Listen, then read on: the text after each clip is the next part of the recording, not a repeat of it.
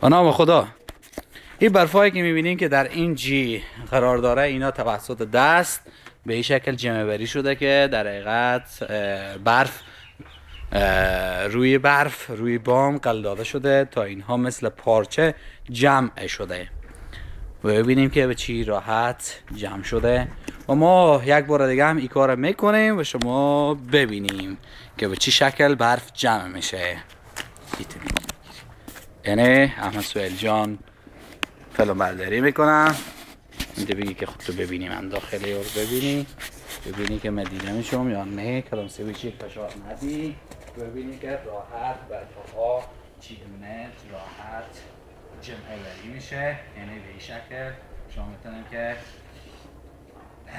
یک قسمت کمی برفش روی بام میته چه کنیم قلدیم تا برف جمع بری بشه.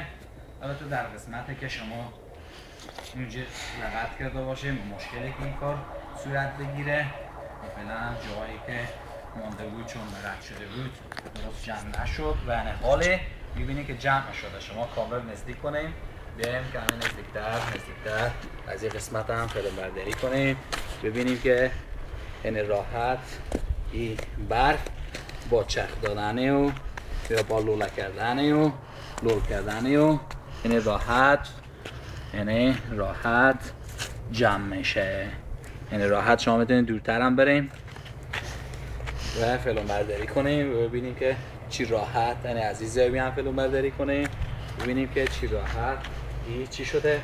فیلم برداری برف از روی بام جمع بری میشه. این چقدر راحت ما تونستیم که این برف جمع کنم. باز هم در قسمت دیگه همه همین کار رو میکنم و شما ببینیم که چگونه این کار صورت میگیره. در صورتی که شما به یک زمان خواسته باشیم برف جمع کنیم و کارو نداشته باشیم، شما میتونید که به این شکل برف روی بام جمع بری کنیم. یعنی به این شکل میشه که بام شما از برف خالی کنه.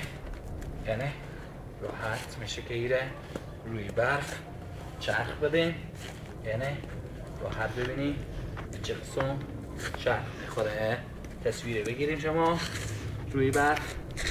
یعنی دیدیم که این برف چگونه راحت این چرخ خورد و جمع شد. شما میتونید که تصویر خود بگیریم از این قسمت و دیدیم که این برف چگونه راحت جمع شد.